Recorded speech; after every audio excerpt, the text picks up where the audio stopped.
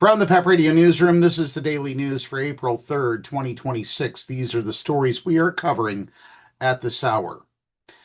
Customs enforcement has apprehended hundreds of people in collateral arrests in New York City.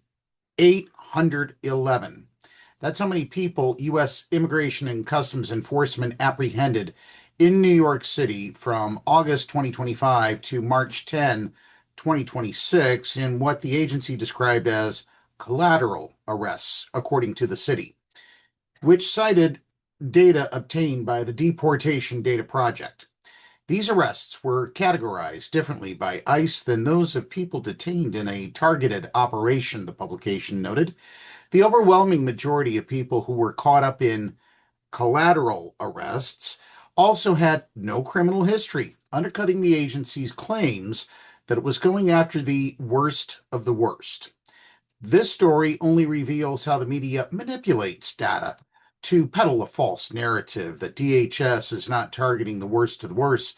A DHS spokesperson claimed to the city, nationwide, our law enforcement is targeting the worst of the worst criminal illegal aliens, including murderers, rapes, gang members, pedophiles, and terrorists. And yet we still have a Congress. Turning to environmental news, Trump's EPA just took its first step toward regulating microplastics in your tap water. The Environmental Protection Agency proposed Thursday to include microplastics and pharmaceuticals on a list of contaminants in drinking water for the first time, a step that could lead to new limits on those substances for water utilities.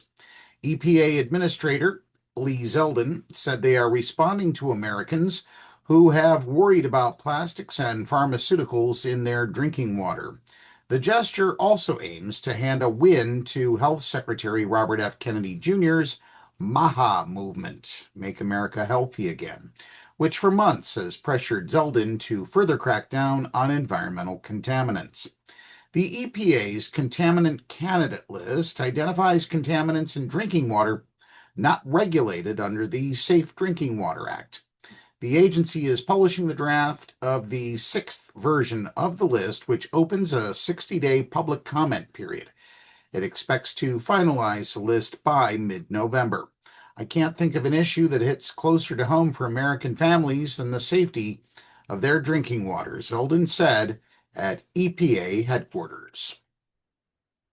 In other news, Pam Bondi says being Trump's attorney general was an honor of a lifetime. Outgoing Attorney General Pam Bondi released a statement on Thursday thanking President Donald Trump for putting her in charge of the Justice Department during the most consequential first year of the president's second term.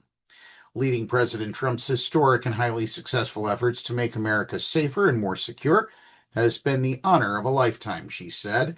Bondi also noted that she is moving to the private sector. While she didn't specify what the job is, Bondi confirmed it is a position where she can continue fighting for Trump. Not to be too nitpicky, but she was the U.S. Attorney General, not Trump's Attorney General. She was supposed to serve the citizens of the United States, not just the president. And in Pennsylvania news, the U.S. Forest Service will close 4 facilities in Pennsylvania as part of its restructuring plan.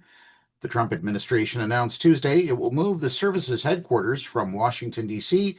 to Salt Lake City and transition to a state-based organizational model. Pennsylvania will house a state office in Warren, but existing research and development facilities in Irvine, Long Pond, Williamsport, and York will close. A department spokesperson told The Hill that 260 positions will move out of the D.C. region and 130 will remain in Washington. But the number of additional relocations is unknown, and the spokesperson did not directly address whether the restructure would involve layoffs. Pennsylvania has long been intertwined with the Forest Service. Gifford Pinchot, the state's 28th governor, was instrumental in President Theodore Roosevelt's establishing the service.